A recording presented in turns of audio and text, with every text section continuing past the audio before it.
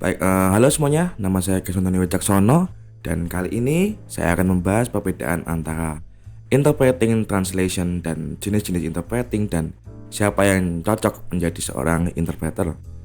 Dan kali ini saya akan menjawab beberapa pertanyaan berikut. Yang pertama yaitu apa perbedaan translation versus interpreting? Translation dan interpreting seringkali dianggap sama, tetapi sebenarnya berbeda dalam beberapa hal utama. Translation adalah proses mengubah teks tertulis dari satu bahasa ke bahasa lain.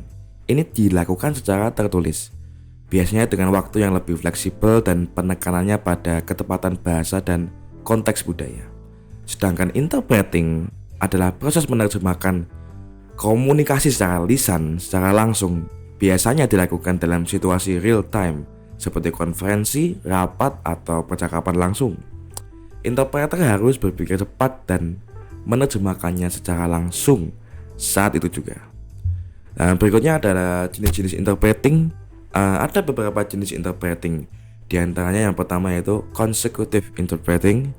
Dalam jenis ini, interpreter mendengarkan pembicara terlebih dahulu, mencatat poin-poin penting, kemudian menerjemahkannya ke bahasa yang ditargetkan, yang dimengerti audiens. Contoh saat seorang sedang berbicara di depan umum, di depan audiens, dan berhenti sebentar untuk memberi waktu kepada interpreter dalam menerjemahkan pesannya ke bahasa yang dimengerti oleh audiens.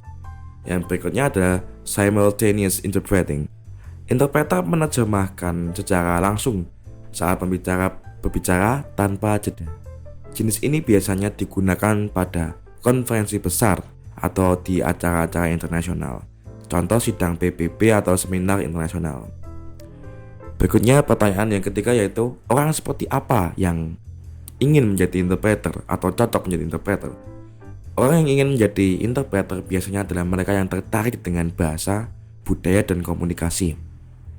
Mereka harus cepat berpikir, mampu mendengarkan dengan baik, dan memiliki keterampilan bahasa yang sangat baik. Selain itu, mereka harus bisa bekerja di bawah tekanan, karena interpreter seringkali harus memberikan terjemahan situasi yang mendesak. Yang keempat adalah apa aspek lain dari interpreting. Selain hanya menerjemahkan kata-kata, interpreting juga melibatkan memahami konteks, budaya, dan nada pembicara. Interpreter harus mampu menangkap emosi, intensitas, serta pesan non-verbal yang mungkin tidak tersampaikan lewat kata-kata saja. Kemampuan untuk menavigasi situasi sosial dan memahami dinamika antar budaya sangat penting dalam interpreting. Pertanyaan berikutnya yaitu hal apa yang terbaik dari interpreting? Salah satu hal terbaik dari interpreting adalah kesempatan untuk menjembatani kesenjangan komunikasi antara berbagai budaya dan bahasa. Interpreter berperan sebagai penghubung antar masyarakat, dan pekerjaan ini memberikan rasa kepuasan ketika berhasil memfasilitasi pemahaman antar orang yang berbeda latar belakang bahasa. Lalu pertanyaan yang terakhir yaitu apa keuntungan lain dari interpreting? Selain itu, interpreting membuka banyak peluang untuk bekerja di berbagai bidang seperti diplomasi, bisnis internasional, medis, hingga acara internasional. Menjadi interpreter juga dapat meningkatkan kemampuan komunikasi dan pemahaman lintas budaya yang sangat berharga di dunia global saat ini. Baiklah, sekian dari saya. Apabila ada kesalahan kata atau apapun itu, mohon dimaafkan. Terima kasih dan sampai jumpa.